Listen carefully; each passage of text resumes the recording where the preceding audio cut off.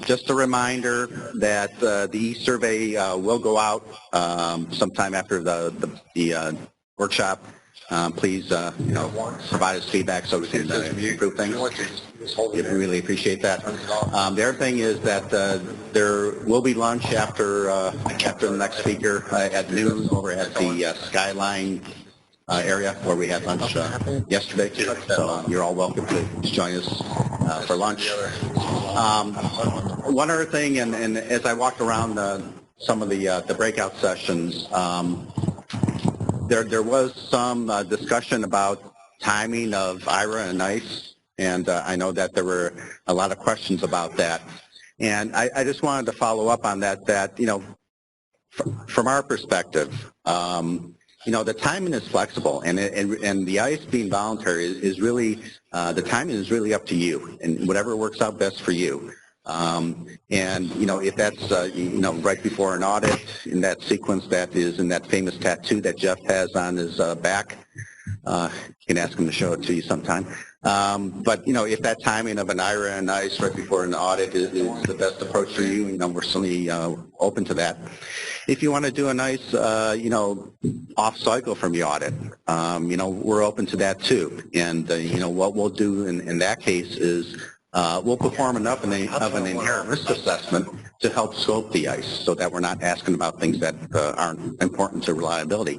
But it really, the message there is it's really flexible and it's really up to you since the ICE is voluntary. We want to make sure we meet your needs in terms of that engagement. So I just wanted to pass that along to you. Our next speaker, Matt Llewellyn from Sibati, is going to talk about the industrial controls and cybersecurity risks that might pertain to those. And, I think this falls into the category of emerging risks, or at least risks that are newly identified, and in many ways is going to grow over time unless we do something about it. If I think about my career as an electrical engineer, I spent a good part of it in automotive applications, and I designed mostly industrial assembly equipment for automotive companies. If you ever see those commercials with the robotic arms coming in and doing welding, that was part of some of the equipment that I helped design. And we used to use a communication system called CAN bus. Has anybody ever heard of the CAN bus? Okay. We never thought about, those messages we get on the CAN bus, whether they're valid or not. And we just, if we got a message to move the robotic arm or, switch on 1,000 amps, we did it. And we never thought about, well, is this a valid message?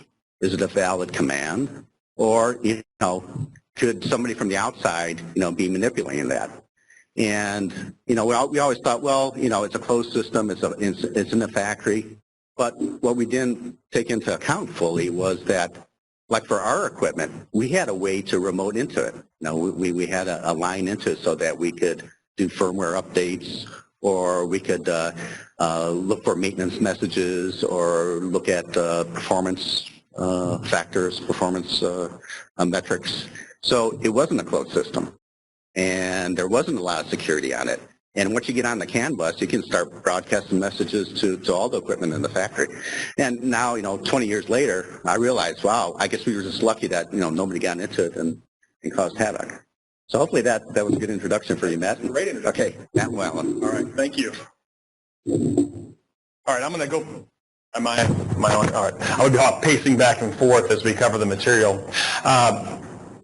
Absolutely, I have some content that I'm going to be going through some of the slide deck here, but please feel free to raise your hand, ask questions, because this is supposed to be interactive and educational. And Lou here can come around and give you a microphone if something comes up. So again, my name's Matt Llewellyn. I'm an educator at Sibati. That's what I focus on now. That wasn't, I did have a past life of dealing with specifically NERC CIP version 1 and some of the transitions and understanding of what it even meant. And since then, moved into purely education around the space. We're going to be covering over the next half hour, 45 minutes or so, again, including some Q&A at the end, understanding some of the cyber risks you take on through just publicly revealing information. So what an attacker would do through open source intelligence gathering, what's out there on the internet, what's out there in the media, what tools are available to somebody. When you create a document, when you create a file, when you do something electronically, what kind of electronic residue is left behind, or what gets published electronically, and how can somebody use that. We'll then go just through some case studies that have come out just to let you think through some ideas of pivot points, right? So if somebody were to attack an environment, what could they use creatively to do it?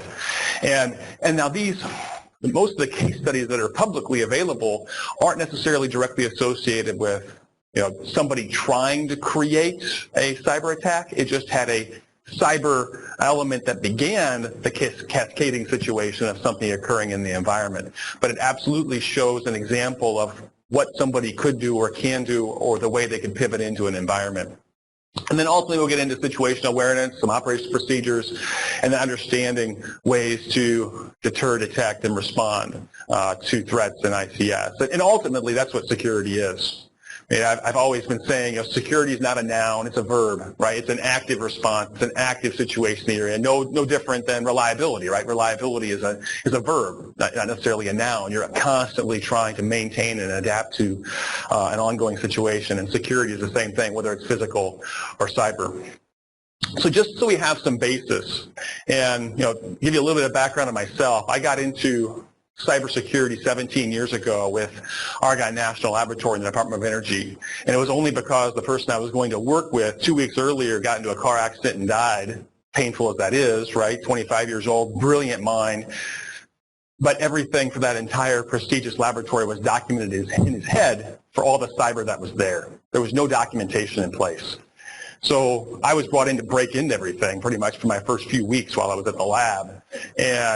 And literally then, I got brought into the cybersecurity group, because then in 1999 there was an entity called Loft Heavy Industries. Maybe a few of you have heard that. And they developed a tool called LoftCrack, and there weren't any policies in the laboratory at that point in time of don't run this on the network. And I just ran it on the network and showed the security czar her password of fluffy kittens.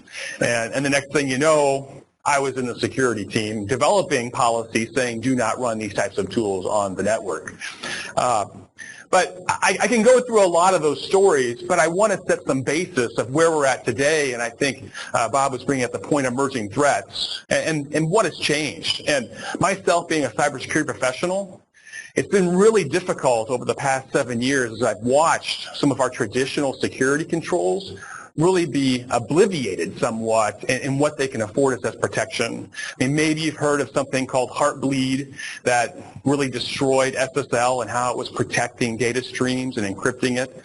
Possibly you've heard of Stuxnet, right, which is interesting for, USB pivot points, but not just USB flash drives, as we become aware of something like bad USB, where all of a sudden you could have a USB device that shape-shifts. And I do appreciate some of the neat tools that we can get that are wrenches and hammers and things that shape-shift and some of the different elements, but what that does, you think it's a USB drive, but it actually can become anything, along with it. So for me personally, and about 4 years ago, I was making a decision, am I going to stay in cybersecurity or not? I almost left. And I was like, you know what, that's not the right answer. We got to find some ways to solve this. And so I had to internalize. I was like, you know what we just went through and are going through equates to the 1850s Gatling gun moment, right? So we had to change how we physically protected and also warfare, because what happened is that cyber became a military domain. And so that changes the landscape of what we're at. Last week I had the opportunity at a conference to actually go out to eat with Dr. Schweitzer. So Ed Schweitzer Engineering Laboratories, we hung out, and then we're on a panel the next day, and his podium that he was standing on was, don't attach critical infrastructure to the internet, period. In any way at all, period.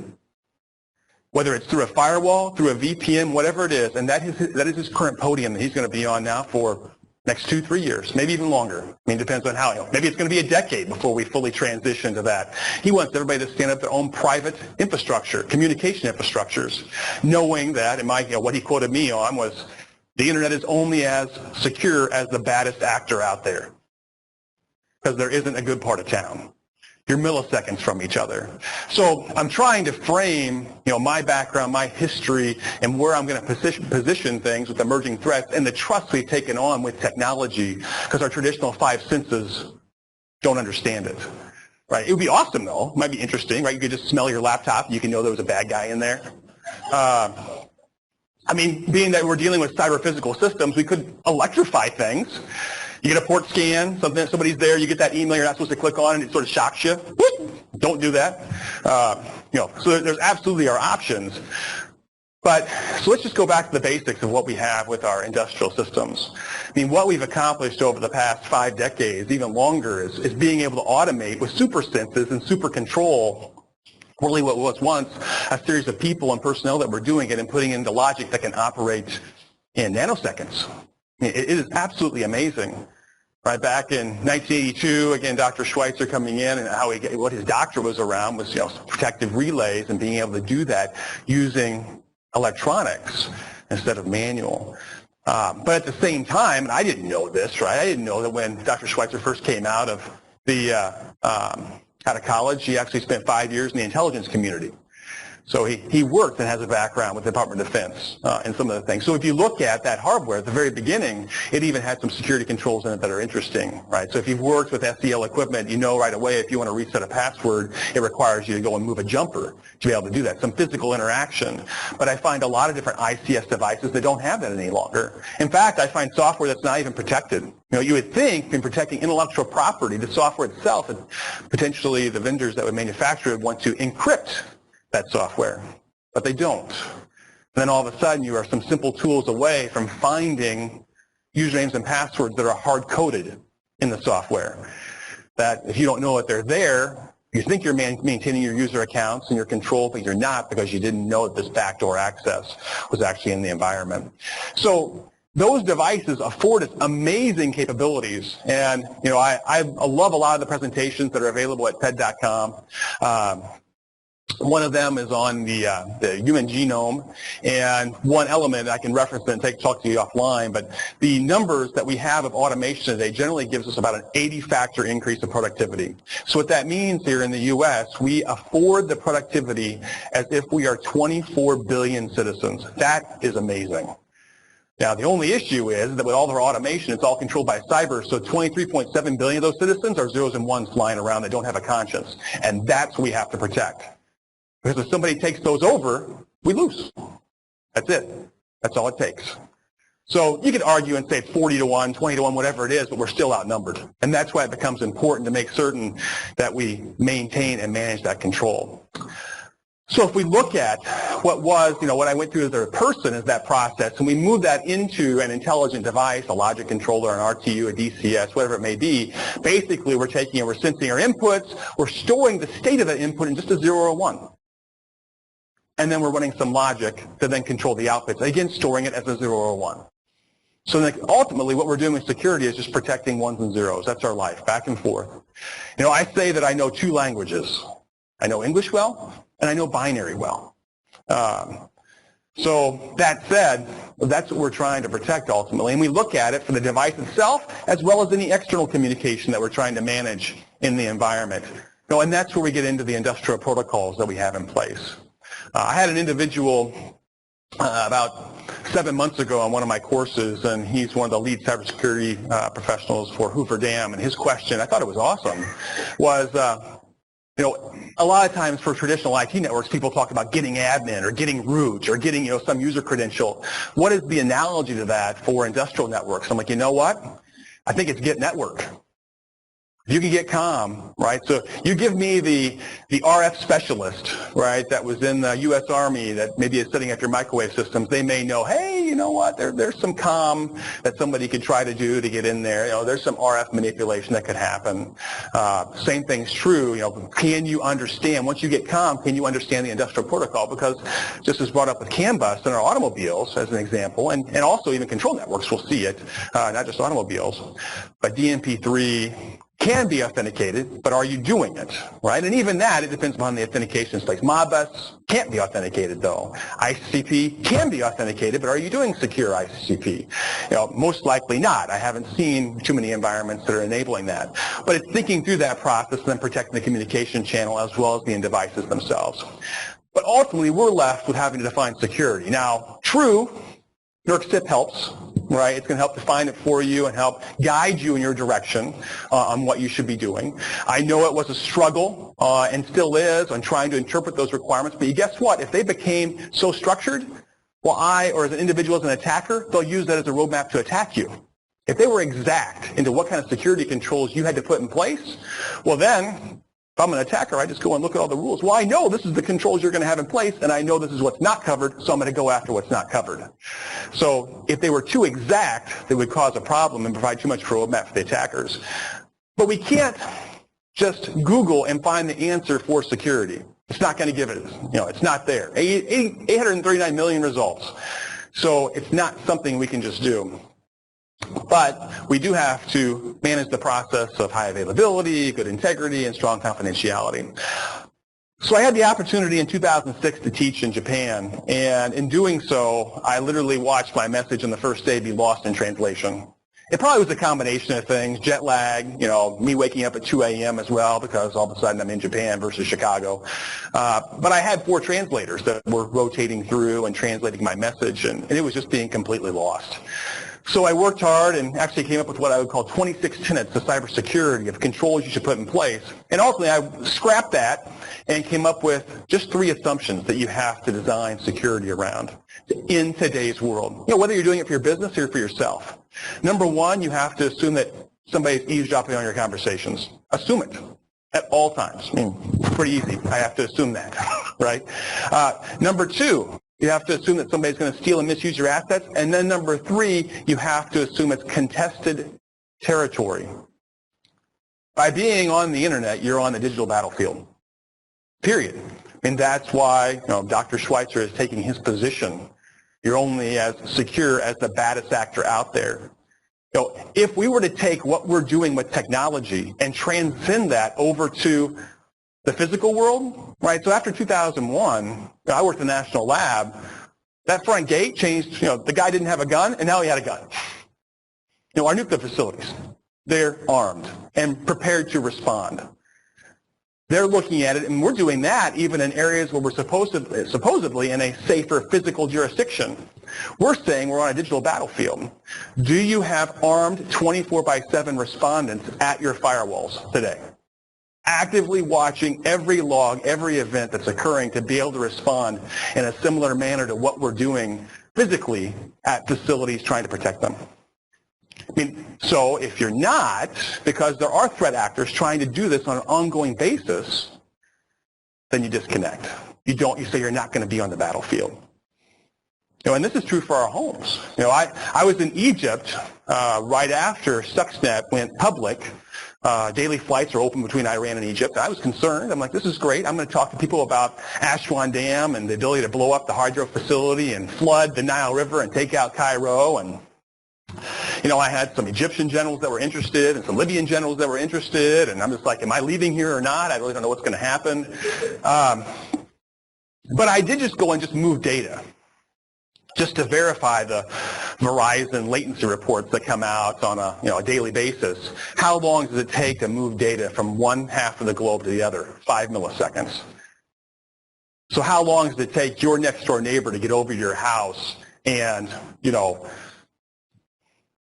kick your dog because he's frustrated that it's barking all night long? Whatever it is, probably longer than 5 milliseconds. That's my point. We spend all this time finding the good part of town for where we're going to physically live, but electronically we've established ourselves in a bad community. So it requires active defense, active monitoring. And that's really where NERC-CIP was coming to fruition in the first place. Right? That's why we have to protect it. But then we have to think about looking at it really from these assumptions.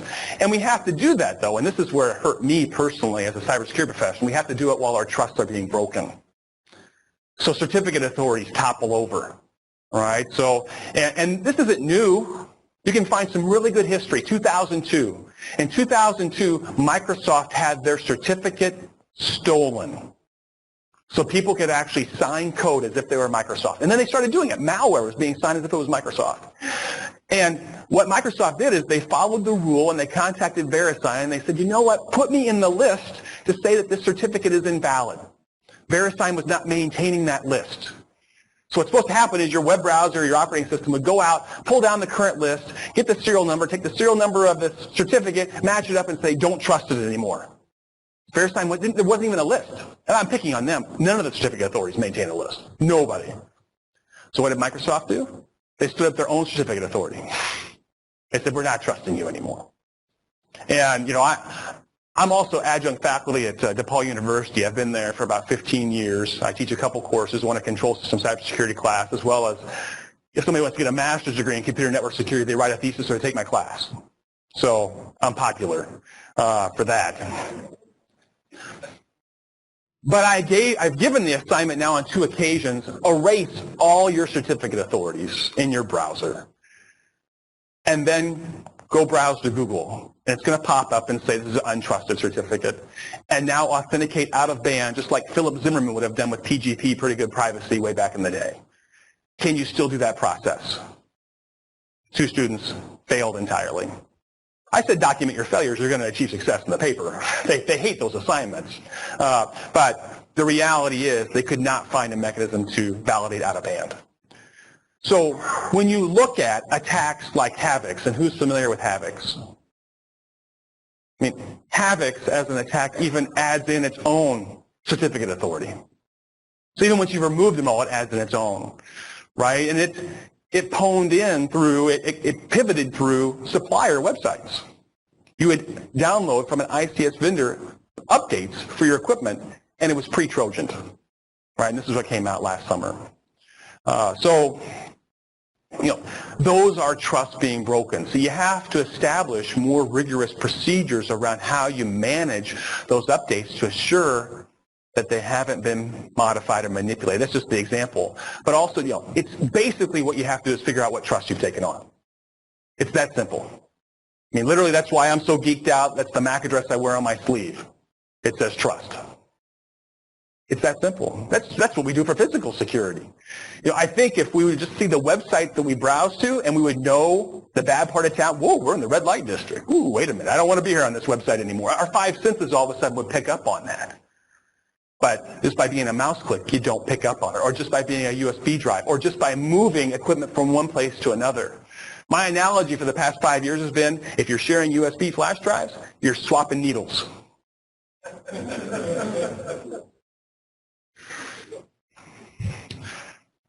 All right, so ultimately what happens though is that absolutely this becomes a place you live. Security is a place, it changes who you are. I mean, I've been changed, in working and understanding and educating, I have a hard time hardly trusting anything. I'm concerned about my car, right? When I was talking to Dr. Schweitzer again, he brought up and informed me that I didn't fully know the history of the tire pressure monitoring system, that it was President Clinton that truly advocated that because a friend of his actually had a tire explode and got into an accident, and then ultimately, Firestone had the same problem, and then it pushed down this whole process to put in the wireless tire pressure monitoring system, which meant you can go, and I'm going to show you in just a moment, you can go to autosec.org and you can find that there have literally been attacks. You can arbitrarily, wirelessly inject in, engage, right brake, force acceleration, lock doors, roll up windows, because a wireless firewall was not put in place on a number of manufactured cars. It wasn't just sense data, tire pressure data that could get through. It's anything that could get through if you knew the control signaling. So all of a sudden you had this capability built into the car where now the only way to attribute it is if you could get an RF signature as that vehicle went through that location. So ultimately, security is a verb and it requires continuous validation. We've afforded amazing capability. I'm saying an 80-factor increase in productivity with the automation and cyber we've put in place. And I would argue, and I know this truly is not a cost equation, but for good security, we could almost give half of that back and still be okay. Right, if you look at the test of time of thousands of years, if we gave back half of the productivity gains just to protect it and make sure that we still have the automation we have today, that would be amazing. Really. But what will happen if we don't start thinking about, disconnecting from the internet or going through these procedures? I'm just giving you examples. Being more rigorous, not always doing some of the easy button on some of the elements. And again, I know that we're doing that with NERC SIP, and there's more coming. But it's paying attention and realizing how everybody plays a role in this, not only in your work, but also in your community and for your family. So there's that number, right? That 427 to 5 to 1, that 80 factor increase. It's from Juan Enriquez, Decoding the Future of Genomics. But all he did was just look at farm-based societies versus one that were studying DNA and looking at the economic output of those different societies. And that was that 80 factor increase. So I used that as a leverage. Hey, what's the cost of doing nothing? And it's amazing. It's the washing machine. It's the dryer. It's reading the book, The Devil in the White City, and going some association with the bulk electric system and realizing how originally we just had to sell the concept of having an iron. Nobody wanted to even have electricity at the beginning. And then we started, oh, wow, you can have a washing machine. 2 months out of the year, I now travel in an RV, and I miss out on all those luxuries. All right? I am Eddie in Christmas Vacation. Well, that thing gets full sometimes, and I have to go and manage it. But it's then realizing the value of the washing machine, the dryer, the dishwasher, those simple logic controllers that afford you additional time, and then realizing, hey, the water still flows in, and even more importantly, as I said, the waste goes away.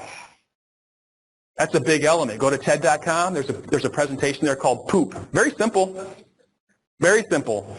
And it looks at cholera and Haiti and gives it as an example that most likely having a proper sanitation system has given us a 30% increase in our life. That's pretty simple. So I want to make certain. That sounds important. Fresh water and wastewater, I want to make certain that that's available for us. And if you go through centuries of time, millennia of time, that's how most empires have fallen over. Somebody else takes out the water, controls it, and the population bows down to whomever provides water again. That's simple. What becomes not simple here is, well, now we do have some dependencies, right, as we get into it. It's not just water. It's not just an aqueduct system. It has to be controlled with communication lines and the bulk electric system and other elements that come with it. So, a role that we can all play in this is understanding what kind of information we produce and through open source intelligence. I love it. I love just seeing what's pushed out there in the public domain.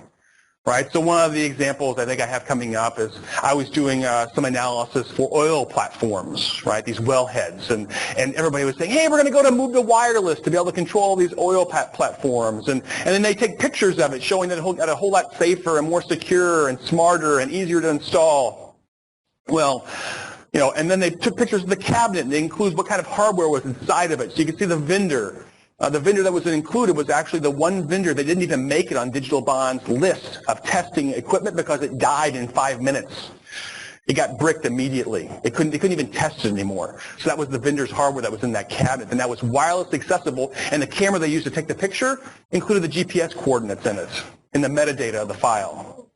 So I'm giving you an example of, again, what you see is not what you get, how an attacker can then use what you're presenting and all this electronic residue that gets left behind. There's a lot that's out there. I was just doing a search just because it's so ubiquitous and everybody understands the traffic light system so much more because it's just an intersection. But I will tell you what, you won't look at a traffic light intersection the same way just after this, where you're going to be seeing those big silver boxes standing out. Right? You're going to look at the inputs and the outputs and the MERT system that's there, the transponder to be able to manage the ambulatory system or the fire trucks that come through, and the inputs and outputs, the pressure sensors. But at the same time, I just did a review of, almost every major state, everyone I went to, the Department of Transportation actually includes their mechanic checklist. So the people that go in and validate that all the equipment is working correctly. So as an attacker, you get that. And you look to see, well, what are they checking? Are they validating their firmware? Are they validating their configurations? The only thing they look for in the configuration is timing sequences, because most of the municipalities have a permit that says, hey, as you transition from a green to a yellow to a red, it has to be a certain amount of delay. City of Chicago got in trouble for that. That's why there was a bunch of speed or running red light tickets issued. I mean, that's an amazing source of income, right? You just change the time down. Next thing you know, you get a little bit more tax revenue. I mean, it's not supposed to be a tax, right? It's supposed to be a running a red light ticket that comes with it. But the point being, that's public information now, this procedural checklist that then an attacker uses against you because they know what you're looking for. So then it becomes manipulated in some way. So, how does it communicate? What kind of electronic media is there? Do vendors have any information about your environment? Are they using it to advertise what you've done? I just love talking, as we're, that oil well pad, I could tell one more story. I was at a campground and this guy rolled in with a Provost. I don't know if you know anything about RVs, but I'm just like, whoa, that's like, it's like it's the luxury RV on wheels. Brand new. And he said as he was driving through New Mexico, all of his gauges just went erratic for about 150 miles. He's like, all my tire pressure sensing went off, it wouldn't work, it was beaconing me and alarming, it was all Precision Pro, and so I just went and looked at the frequency it was operating at, and it was operating the same frequency range of all these oil well pads that are now set up, all the new ones that are put in place. So it's just interesting how things can tie together. But what I want to demystify there is understanding cyber, and I had the opportunity a month ago to teach cyber physical system security as well as cybersecurity to high school students. And the reason that we were including it, we don't know what they're going to turn into being. We have no idea if cybersecurity is going to be of any interest to them at all directly. But being a digital citizen, it's required. This is modern day magic. It absolutely is. And without understanding the types of tools we're using and where cyber plays a role, you're going to get mystified in ways that is not fair. This is I think an unequal playing field where you need to understand and make sure, again, your family, your friends understand the cyber that's there. I mean, my challenge that I've had for the past year, and I know a few people don't necessarily like to hear this because you may be covering this area as well as part of your utility, but is to go back to your community and ask, how is your fresh water supply and wastewater supply being protected?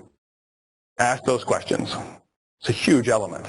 And it can be very helpful using your tools that you have in the NERC CIP world and applying them to your community and where you live.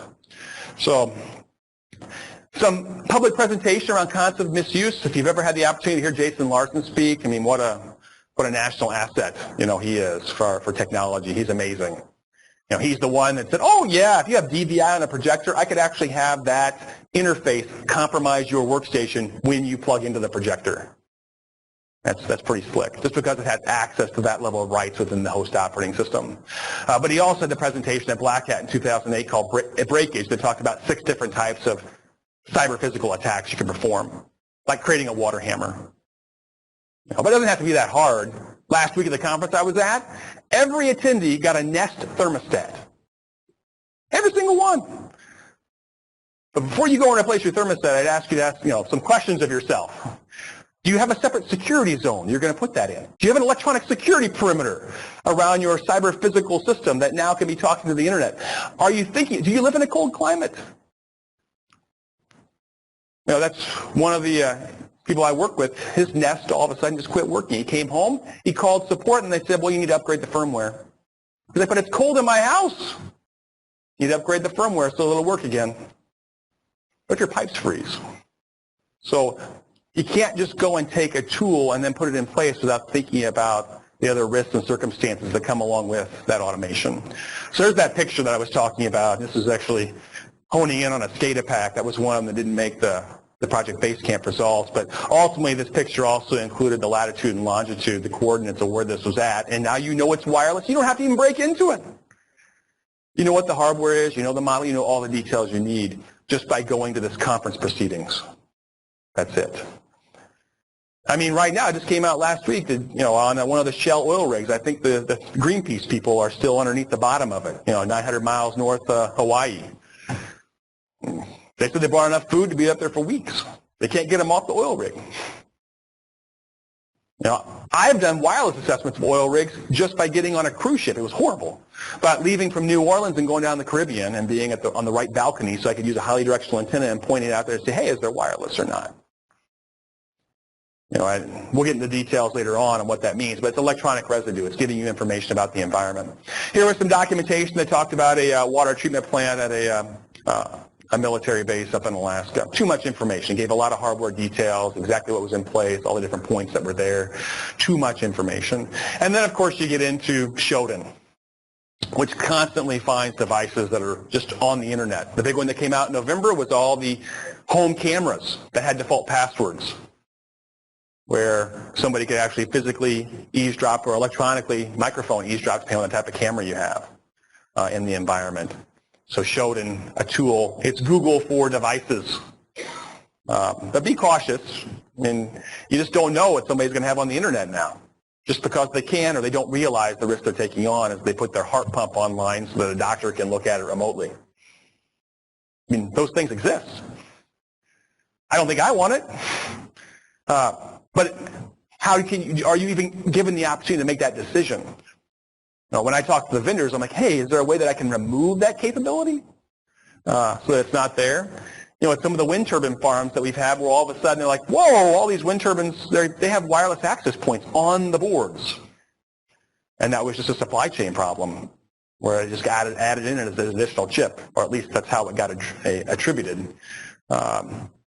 So here's some searches you can use to find certain equipment. Ultimately, what you're trying to do for open source intelligence is figuring out who the vendors, or their product manuals, how is it administered, how does it communicate. I commented on this already. So some of the case studies. Number one, I've had the opportunity to teach my class at DePaul. We've had about 300 students going through it. It's been awesome. I'll just tell you the results have been, you know, as you can see here, these devices are completely open and insecure platform. You have to assume the device itself is insecure. It's up to you to go and protect it. You have to assume the firmware is unprotected, so you have to protect it through procedures. And that was what they identified. That was an interesting one that happened late last year, South Korea nuclear and hydro facilities. You know, this came out publicly through a Twitter feed, all of their blueprints, all of their test data, and then a statement from whomever did it saying, we're going to shut down your plants if you don't abide by and shut them down yourselves. And this is all around Christmas time. It didn't happen, right? I mean, of course, you can have these blatant statements that they're going to do it, you know, and some of the response was these documents got leaked out prior to them moving them to a more protected area. But this gets into how do you protect your information, you know, whether it's openly available or on some sort of an internal file server. And do you have the ability, do you have an electronic armed guard in place that's doing active defense around these assets if you're connected to the internet? It's not required. I think it will be as we continue to become more aware of what kind of controls we need to put in place. There's plenty of other ones, commonly cited incidents. If you haven't seen these, I recommend you look through them. You know, from Worcester Airport, which is just just a young kid that got in there, to the Polish tram system, again, a young kid that just reprogrammed a television remote control to send the right infrared signals to control the tram system. I mean, it's, you know, he derailed the trams by doing that. So there's several. You know, the Texas City Beefy refinery, the gauge and error was assumed correct. The accurate gauge was assumed to be wrong. Just operational procedures. You know, what I talk about here is how could somebody learn about your operational procedures? Well, do you have encrypted radio communications at your plants? It's not required. And if you don't, an amateur radio operator could actually tune into those frequencies and eavesdrop on your communications remotely around the globe and learn some of those procedures if somebody is truly targeting you to that level. Comstock Dam, I mean, that was just an interesting one. It was an engineering issue, right? So the engineer was like, hey, I can calculate this and figure out how I'm going to continue to pump the water supply in that reservoir, even though after the sensors have been hit. And it was just a mistake. I've talked about this enough that I've even learned about the park, the state park that was just down from the dam, and the family that was sleeping there when this happened, and how their cabin just went away. They survived. Thank goodness. But that was an engineered assumption and some incorrectness that came with it. But that just shows what could somebody do as a cyber attack if they could gain access and do that same thing. Right? So what they would do is they would pivot into the engineering workstation files, project files, make modifications to it, and hope that the next time the engineer moves those project files from corporate on a laptop into the control network, if it's labeled as a tool, and all of a sudden, if you're not doing a verification that those project files have not been modified through a hash, then all of a sudden that timing or that sensitive capability could be going it off. I mean, that's the attack. Now, if you didn't know it, most vendors, when they have their engineering project files, they store the passwords in the clear in the project file. So if somebody can gain access, also even the history of all the different controllers that you've connected to, the IP address architecture of where they're at, all that's in metadata in these project files that somebody can look at. So it's ultimately to try to protect those. Bullet here, I just want to point out was the secondary safety system failed. How often is it tested? In this case, it wasn't tested sufficiently. Now, I taught this enough or discussed it enough that I found out that there was actually a MI5 data processing center right next to where this exploded. So there's some people that believe that in the UK, MI5 is analogous to the NSA for the UK, that this was actually trying to blow up that data center, not just that tank. But there's no way to prove it. There hasn't been anybody that has attribution truly about it. But the tank overflowed. Traffic light systems, interesting area, looking at dependencies, NTP, looking at the controllers themselves. And there's been, in this case, we've had clocks shifted, by 7 hours, so all of a sudden the rush hour time sequences were done during the middle of the night, and during the day it was flashing yellow during rush hour, so it just, made everything be crazy. The tram system in Poland, I brought that up. Salt River Project, the load shedding program was erroneously enabled. That's all they got labeled to it, no more than that. They couldn't, at least there wasn't any public attribution as to what had occurred. And then who's familiar with Aurora? Right? I mean, that's, the alarms go up, right? I definitely had quite a conversation with Dr. Schweitzer around this. He's frustrated that that Battelle got a patent out of the whole thing as well. They identified the vulnerability and created a patent to go along with it, so he looked at it as being part of an economic program to go along with it, which is interesting. But what it did show is cyber-physical and against high-speed rotational equipment. Okay, that right there is a lot to understand by itself. If you take a look at some of the operating experience summary, I like to look at those. This is just one showing a digital camera interfered with an HMI. So maybe a few of you have heard of this, right? Signals from a worker's digital camera caused emergency shutdown of the reactor Indian Point power plant just 2 days before scheduled refueling shutdown. When the camera was turned on too close to the control panel, RFI interfered with the boiler pump that provided water for steam generators. I went and tried to get more information about it and found out that this was a Bluetooth-enabled camera. But you can find even more interesting stories right now. Who's heard of the Raspberry Pi? Right, the Raspberry Pi. So Raspberry Pi just came out with a new edition in February, the Raspberry Pi 2. Do a search, Raspberry Pi 2 Xenon, Xenon. So if you take a picture of the Raspberry Pi with your camera with a Xenon bulb, it creates the right type of beam that shoots off electrons off the chip, pulling down the voltage that's actually there, and it shuts down the Raspberry Pi. It forces it to crash. All right, so go talk to individuals, understand a little bit more about RF or different types of light waves and shooting it at electronics, and what can it do to electronics. And this gets into having physical shielding around certain capabilities or controls or devices. So this is another example of just that. And autosec.org. I originally in my classes were going to have an automobile as the lab because you have a lot of ECUs in there. And I feel a way to understand the maturity of the cybersecurity markets. Well, who rented a car? Do you still have your rental car agreement?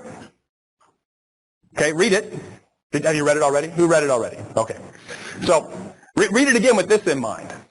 Does it include anything in the agreement about returning the car with the same running firmware?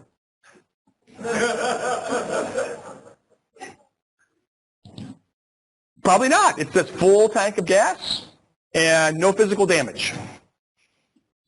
We will become mature when we start seeing that in contracts. So as well as we'll become mature when you are each equipped, when I'm equipped with technology that allows me to do personal trust validation. I get into that car, I jack into onboard diagnostics, and I have a tool that checks to make certain that anti-lock braking is up to date. right? We have that type of maturity built into it. That's the level we're at now. I'm saying that we're in the Three Little Pigs book, and we're trying to go from the straw hut to brick and mortar in one big leap. We're in Straw Cyberville right now, and we're going to have amazing amounts of innovation over the next 5 years. We're actually in .com cybersecurity right now. Go and take a look on venture capitalist funding for cybersecurity. We're 1997 for .com. So we get into situational awareness and response. I know you hear this all the time, but ultimately what we have to do is combine to truly understand cyber attacks, physical attacks. You have to look at it from operational procedures, physical security controls, and cybersecurity controls. And time again, if physical security isn't there, it trumps everything. If it didn't trump everything, then you would not see the iPhone being jailbroken, right? You would not be seeing electricity theft through traditional meters or smart meters. I mean, there's some really good stories, right? I mean, first smart meter comes out, boom, next thing you know, they figured out ways to do 4 more updates. And a lot of that happened down in Mexico. I mean, there was a bunch of these that occurred that, and that was just the underground community going to the business owners and saying, hey, well, it used to be we put a little bar across there. Now, we'll go ahead and we'll sell you some updates. Pay us 50% of your savings, and away we go. And, that happens. So, but we have to think about the operational procedures we have in place. And the example I always have is engineering workstation files. Most likely, the pivot point in Natanz was through the engineers, right? Now, what I tried to show is I went and modified PLC technician cables. The cables, the tools, go through centuries, go through millennia. The attacks are against tools and keys. That's it. Tools and keys. We just have new tools and new keys when we get into cyber. But it's still the same type of attacks. It's just applying it to the new domain that we're in with cyber, and then knowing what kind of security controls you have to put in place to protect it. So if I look at just a cybersecurity professional, it's just a Venn diagram. So we're looking at physical changes that impact cyber, cyber changes that impact physical, cyber changes that impact operations, and operation changes that impact cyber. And the same thing's true when we get into other labels, the operational, the physical security, what impacts you. But what is interesting is if you truly want to have security, physical or cyber, it requires strict change management. If you don't have good change controls, well then when something changes, you're not going to know if it was an approved or unapproved change. So it slows down innovation in huge amounts. Right. So right now we're moving and we're taking everything we've done with industrial automation and we're saying, you know what, we can do that for Internet of Things, which scares the heck out of me. I mean, it's interesting that my plant can tweet me when it needs water, but that scares me too. I do have, and this year I'm putting it out there, I'm nervous about it, right? I have 5 small children, but I have a robotic lawnmower and it has a Bluetooth interface on it. So I first have to ask my neighbors, do you like kids? And then I'm going to get some afforded extra time because it's going to be out there mowing, doing its thing. But now I have to maintain my RF profile, right, differently because, that's a weapon. It has a rotating blade, at so many, 100 rotations per minute. So, or thousands. So you have to think through that process differently. So with the Internet of Things, it's being left behind. Cybersecurity is being left behind because it would stifle innovation. That's why we still have exclusions with software end-user license agreements, where the software manufacturer doesn't have to be liable for what's happening, or the exclusions with the FDA, for instance. Once a medical device becomes FDA certified, boop, no liability to the manufacturer of the equipment. Done. All that's removed. So I'm saying we need to have some more of that baked in at the beginning of the process. It's too critical not to. We are actually at a point in time where, everybody always says this, right? But I truly believe that there is a high potential that future generations will not have the capabilities we have today. And it'll be very painful. And if it happens, that label of cyber ruins, what I've called it, Where for NERC version 1, I felt like I was a cyber archaeologist. I don't know if maybe some of you guys and gals did as well. You're finding these things, you're dusting them off, you're like, whoa, look at that, there's a new system here, I had no idea. But if we hit that point, then all of a sudden people will just leave their cars like in the road. They just won't be trustworthy anymore. You're going to see just interstates just emptied. Not because they won't run, because I can't trust it. My brakes don't work. But I drive that way now. It's just good, smart driving, right? If I pull up to a railroad crossing, I don't trust the swing arms. I stop. I'm like a school bus. Now, why do I do that? Well, have you ever looked at the advanced train system control, advanced train signaling system? It uses a 32-bit checksum for security. That's what we have in place right now. But regulations have us stuck, so we can't make changes to it, because once it gets certified, we can't change it for at least 5 years. So we're stuck. And right now, I don't know if you saw it, the past month, a lot of the big train railways are lobbying, saying you only need to have one person in the train. They want to get rid of the secondary person. And I'll say, you know what, you can do one person in the train, but I want them to have some cyber expertise as well. Because the only reason you can do it with one person is because of all the cyber automation that's there, and we have to make sure those zeros and ones are right and accurate. So it's the balance that we have to have as we look through this. It can't just be looking at it as increased productivity all the time. We have to balance it. And that's where you try to have that situational awareness, where you are that active guard around your critical infrastructure, monitoring it and being able to respond if things look like they're becoming malicious. And you do it inside and out. Right? I mean, it's knowing if there's other events within your sector, social activity. This is why the community is so important. This is the community right here. You have your community you live in. You also have the community within Reliability First. You have your community of peers. Make sure you have those conversations to take advantage of it. This is the networking event as well, to be able to match up and know what's happening so you can share that information and actively respond before the attacker is successful. Being aware of your physical security system events, knowing what's occurring, educating physical security staff to say, you know what, if you see a cyber dropper or something else that happened there, it may actually not be, physically maybe nothing changed. Or maybe somebody left something cyber behind. And my analogy to that is in your physical house, we're talking about your electronic house, but in your physical house, if somebody took one of your forks, would you know it? Do you have an accurate inventory of your electronics at that same level? So here we're going to say somebody took one of your DLLs, right? So all of a sudden it's been modified. It's just an electronic house. It's just that we don't necessarily we don't know our electronic house as well as we don't know our physical house, because we've taken on so many trusts. We have such a large house. We have such a large number of systems, a large number of things we've brought into our home physically and electronically, that we can lose track of it and not be able to validate that ongoing trust. So ultimately, you get into wanting to have procedures that allow you to do that validation. And what I get into is build, and we have not done this for IT. We did not do it. We built things to be performance equipped. We have done it now with NERC with the electronic security perimeters, but design an electronic security perimeter with the ability, and think of it as a drawbridge.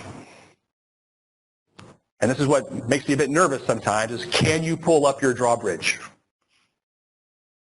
Or do you have so much trust between your corporate network and your control network for authentication and authorization or whatever it may be that you can't pull up your drawbridge? I want to moat with Piranha. Right? This is old school. This isn't new. We're just trying to build castles. What Dr. Schweitzer came up and said, just listen to what your mom used to say. Don't talk to strangers. All right. They're just electronic strangers. It's the same thing. Know who you're talking to and to make sure that you can't go stranger to stranger, right? Stranger danger. It's a whole element. So physical security, check for physical tampering of ICS devices and their communication links. Yeah, we looked at Aurora. Yeah, you happen to have your coupling for your plant in place. It doesn't have a communication link. Well, what if somebody adds one in? Just to do what they want to do at that point in time. Do you have some kind of control that would identify that? Process to validate your archived and running logic. Awareness of physical security operational requirements and status. And then, of course, combined understanding of vulnerability domain. And the biggest part, I know there's a bunch of buzzwords, the biggest part here is I'm getting into authority to respond. I had my consulting company back in the day, with Encari that we were going around and working with version 1. And we had one asset owner that gave us the authority to shut down their operations. I'm scared. I felt like Spider-Man. With great responsibility, with great, how's that word? With great power comes great responsibility. And I'm like, oh my gosh, are you serious? I don't actually want this. They got their board of directors to approve our ability to shut down operations. We'd have to inform, right? You go through the TO or the GO or the operator that's there in the control room. But point being, we had that. Do you have that? And the point is, does physical security have that? I mean, if to build a physical building, we have to get building permits, we probably should be equating the same thing for critical infrastructure and cyber. We just haven't done it. Right? The boundaries are in place. If somebody wants to move a fence, well, electronically, we move fences pretty quickly. Because it can. It's just a quick electronic change. But we're doing that to something that's given us an 80-factor increase in productivity. That should be a slow change. At least now, as we're becoming aware of some of the threats and what they're doing. So ultimately, we had those 3 simple assumptions. Our goal as secure professionals is to try to invalidate those to some extent, to try to mitigate them to some extent. And here's what I think about, right? Build piranha-infested moats around your kingdom. That's what you want to do. The Jojo Castle in Kyoto, Japan, the first Shodan's home, it had a dual moat architecture. It had the first, to get to the second moat, you had to go upstairs where you're up above your adversary. It even had nightingale floors, little squeaky floors that are in place once you got into his home. Now, you also have to think about your jurisdiction you're in, right? Where are you going to put these moats? Are you just going to put one moat in, or are you going to, how many kingdoms do you have, in your design? I mean, the more moats you put in, the more security, the more cost, sure. But what assets do you want to bring back online and make sure that you have control over? Has anybody ever been in a red team, blue team, red team exercise for cyber? Right. If you haven't, ask somebody that has. And basically what they'll tell you is it might take 10 people to protect 2 to 3 assets. It inverts the entire equation. So if you're under duress, under attack, you fall back on your position. If a tornado's coming at you, you fall back into the area with no windows, right? And you hope you have the right resources there to support it, right? You're at that point, like, whoa, I need to have shoes in case the glass breaks so I can go back out, after something occurs. What do you have there? So we get into defining trusted methods to cross the moat, strongly authenticate. I mean, this is old school, except now we're just applying it to cyber. But know that moats aren't the only answer. That goes back to procedures. The largest air gap on the planet got impacted when the International Space Station was compromised. Now that's, I've been told, and I have not personally validated this, but I think it's somebody that would not tell me incorrectly, was that one of the Mars rovers was also impacted with malware. That would be a bigger one. That's a little bit larger air gap. So it requires persistence and an ongoing process with it. But ultimately, you got to stay positive. I know it's hard with some of the things I'm talking about, and when I'm trying to demystify what cyber is and truly just understand what your trusts are that you have. I mean, number one, you're here and you're part of what we're doing for the bulk electric system. But, the reality is I still feel cybersecurity is achievable. It does require, I think, stepping back and giving back some of those performance increases. It's just, from how we run our economy, are we prepared to do that? Are we prepared to give back some of that? I hope cyber ruin stays undefined. Hopefully I will never be able to Google that, but if it exists, you wouldn't be able to Google it anyway, so it wouldn't really matter. But I do feel like we're all cyber archaeologists. I actually feel right now within the educational system we should start having cyber archaeologist courses because we've had so much change in the past 50 years. I just asked my students, I just did last night, who knows COBOL? Nobody raised their hand. That's an ancient technology, that came from the Egyptians, COBOL. All right, so I know we're right at the edge. We've got lunch right there waiting, but if there's any questions, feel free to ask. Yep. Should be on. All right. One of the things you talked about was verifying the trust and that the relationship. That's a lot of hash management. you have any suggestions on how to manage all those hashes? Any tools that you've used or techniques you've used to start that work? I mean, you talked about in the future we're going to have some kind of device. I think we have that device. It's just not there yet. It's not trusted enough yet. But what do you do for today to manage all your hashes? So the question again is around hash management or validation of files, validation that something has not been manipulated. And since there's not, we're going to have new tools invented. We can only use what we currently have. You want to go through and identify your most critical cyber assets, right, or BES system, whatever it is, but include with it your most critical files. And where I think things got left out was a lot of the engineering workstation files, and then going through a process of putting electronic fingerprints around those.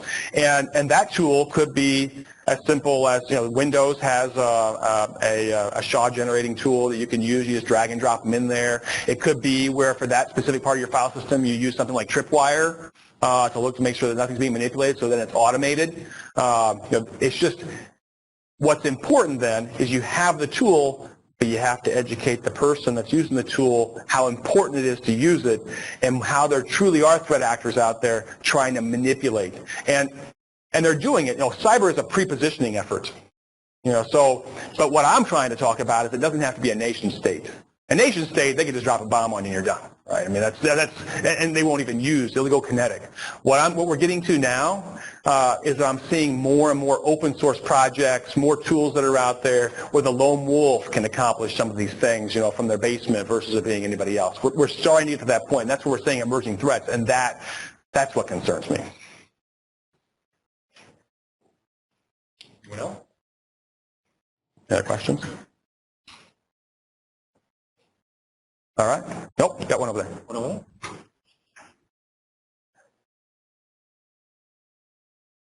I know we're right in between a free lunch, so it's like, oh, geez, there's going to be a rush. A rush on me.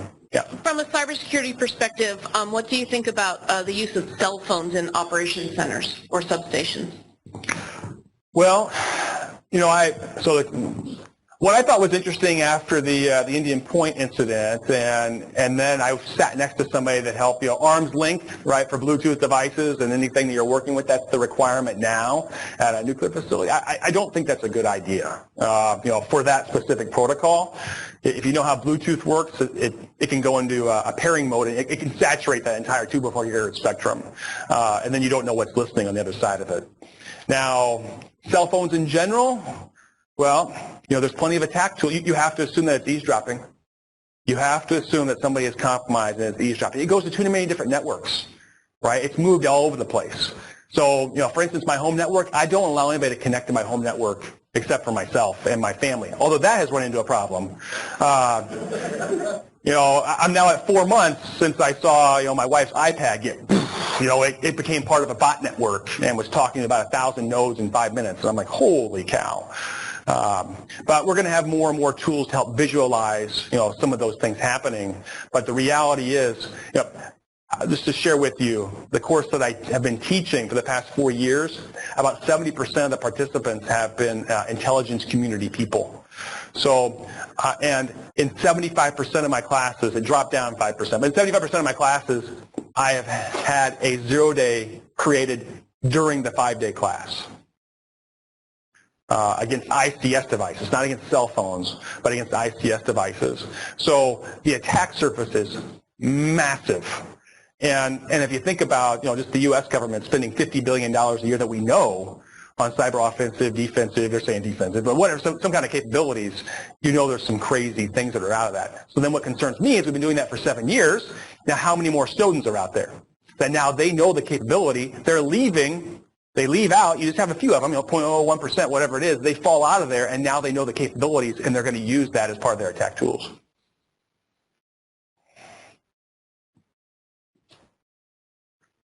In the back? I just wanted to say, we have all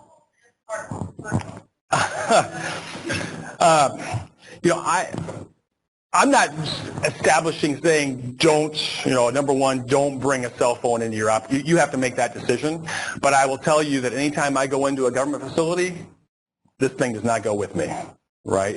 It leaves too much of an electronic residue behind.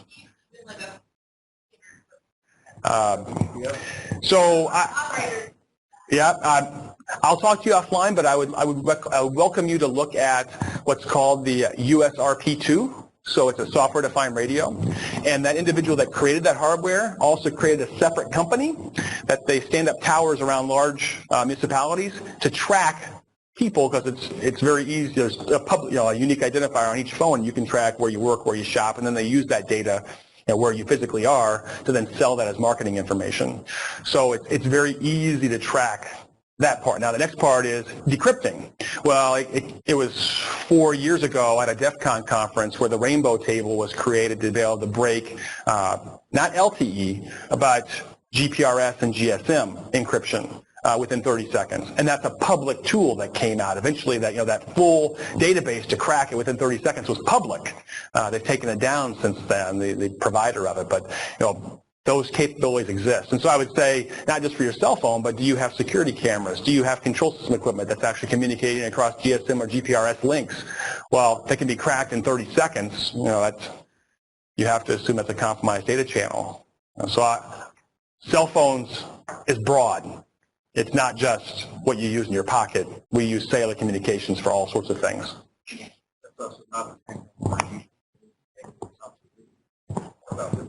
Yeah, so the point, and it's all about understanding the technology. And also, I think, understanding what your least common denominator is. That's one piece, but I can maybe go and look at an environment, or you can look at it and say, well, you know what, we have other risks that we need to manage first. So, for instance, I would say, for me, that one of my huge areas of concern, because it was used as a successful attack vector for Natanz, is that if you're labeling your workstation, engineering workstations, as tools going from your corporate network into your control operations, I would focus on that first. And not do that anymore. And establish procedures to manage and validate the files and the firmware. I mean, that's a huge amount of effort, but that's a proven attack path. I would focus on other elements prior to just focusing maybe on the cell phone one to begin with. Yep. Thanks for having me.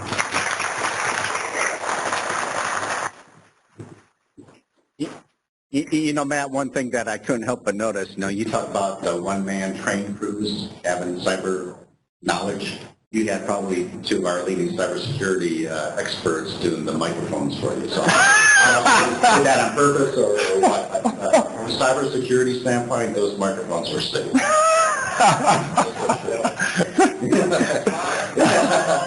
Thanks, Matt. Yep, thank you. A couple things before we break up here. Number one, we did get a list of questions from the CUG, and we're going to provide answers not only in the next compliance call that Jim Earn runs, but also in written form, and we'll get that out to everybody. There's some detailed questions about standards and requirements. Some of the questions are SIP related, and if you're going to attend the SIP V5 workshop sessions later in the week, I'm sure those questions will be answered there. Before we break up for lunch, are there any general questions that anybody has for me or for RF? We tried to answer them as we went.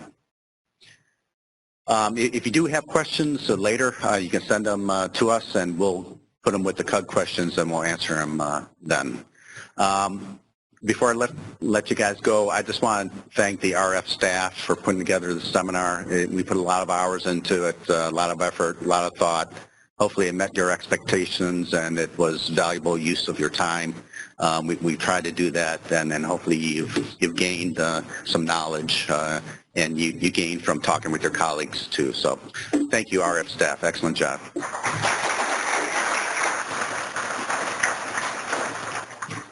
Okay, very good. Lunch is just down the hallway, and for those who are staying for the V5, I look forward to seeing you there.